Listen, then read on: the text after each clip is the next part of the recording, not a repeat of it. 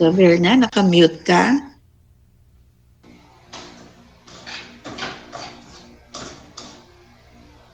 Nakamute ka pa, Sister Myrna.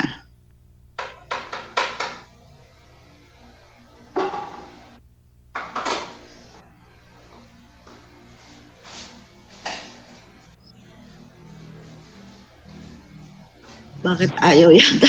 Hindi ma-mute.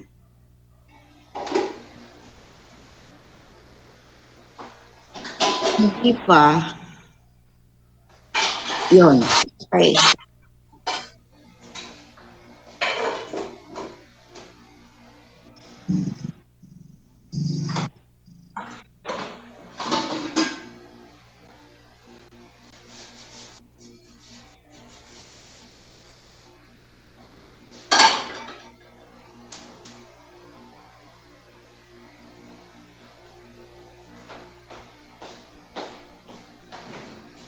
Naririnig ba niyo? Negative po. Negative po. Wala. Sound. Sound. Nakamute. Nakamute. Hindi ma-unmute. Okay. So habang Sister Mirna, let us hear muna, Sister Belen.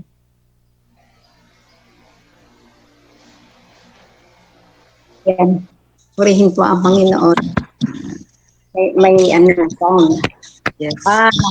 Dito po sa binasa natin ni Sister Erma, ay napakalinaw na ang sabi po ay ang kakanan ng ating Panginoon ay dito ay malaki. Kasi ang langit, heaven, tapos ang tungtungan ay itong mundo. Ibig sabihin, napakalaki. So, paano siya makakatira sa ating puso? Tunay naman na yan din po yung aking pagkaunawa dito na ang Panginoon ay sa ating mga puso titira. Kahit siya kanina may awit nga po, how big enough to rule this, how big enough is God to rule this mighty universe. Pero gaano naman siya kaliit para tumira sa ating mga puso. Nakita ko po dito na ay ginamit ang Panginoon na susi para makatira sa ating mga puso. Yung pong humility. Kasi ang kakanan niya ay langit at lupa. So, iniwan niya yun. Ang sabi ko ay iniwan niya yung tirahan na yun para tayo'y abutin. Siya'y nagpakababa saan? Sa krus. Bumaba siya para sa mga sinners para po tayo'y maabot. Kaya ngayon, sabi dito po, kung pagkakuha ko po, kaunawa ko po, gaya na sinabi ni Sister Lida, meron din po tayong kailangang gawin para makapanirahan sa ating puso ang ating Panginoon. Yun po yung ginawa niya. Sabi po ay isa po ay makuha natin yung pagiging humble, pero ng ating puso ng humility, alisin lahat ng mga pride, arrogance, kailangan wala sa ating puso para po ang ating Panginoon ay makapanirahan dito sa ating puso. Ito po yung, sabi nga ay, ito yung magiging takanan niya kung malinis ang ating mga puso. Pero kung hindi siya pwedeng makatira sa ating mga puso. Kaya, yun po, ang pagkaunawa ko po, kailangan natin makuha yung ginamit ni Lord, yung humility niya, para po makapalirahan sa atin. Dahil hindi nga siya, dahil iniwan na niya yung kanyang tunay na tirahan, sabi niya yung kalangitan sa piling ng Ama, para lamang natin maabot.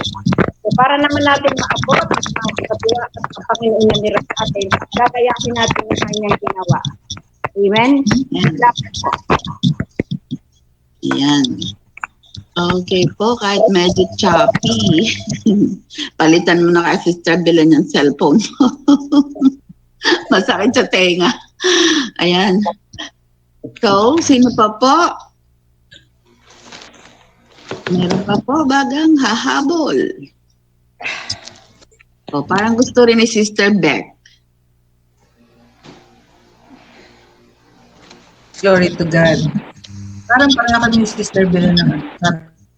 niya.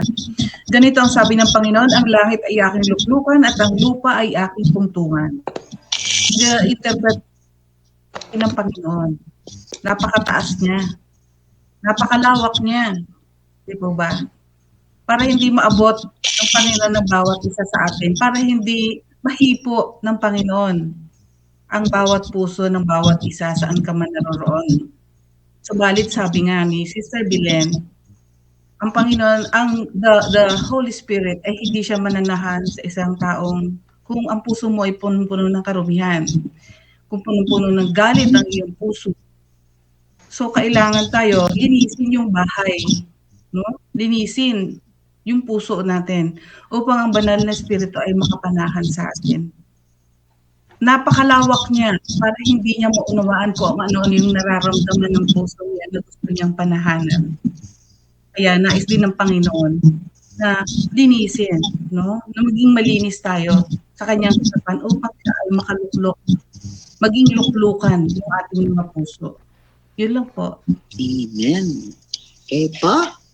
At meron pa po, lagyan ng Clorox at nang luminis yung puso niya.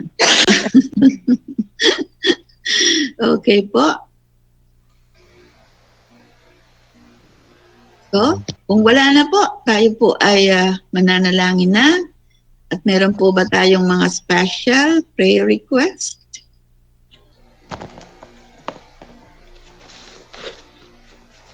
Po, Pastora. Basta salamat lang kasi ang lahat ng aking laboratory ay okay na okay. Yan. Noon po, yung aking sugar ay mataas, ay mababa. Kaya ibig sabihin, wala akong diabetes. Ayun. Lahat ng aking laboratory. Kasi salamat po sa Diyos. Dahil siningi ko sa Diyos na ang tamang resulta ang lumabas sa dugo ay naman po, okay naman po lahat. Salamat sa Diyos. Okay, praise God. Eh, huwag ka nang mag-alala. Kayang-kaya mong umakyat.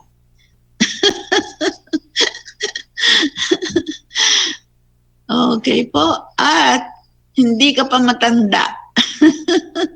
Hindi pa luma. Walang maluluma sa anak ng Diyos. Laging bago. Diba, Sister Delia? Amen. Okay po. Salamat, Sister Irma. At meron pa po.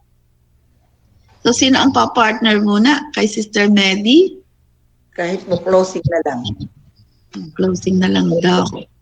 O closing prayer na lang. Sino pwede? Sister Deida?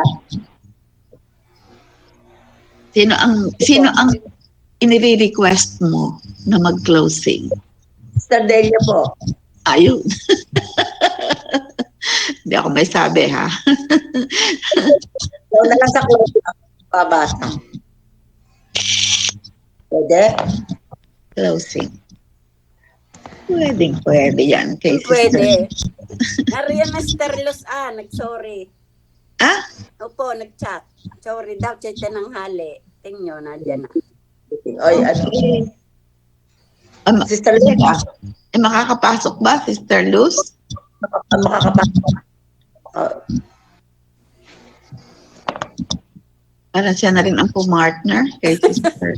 Nag-chat pumasok sa ano. Baka po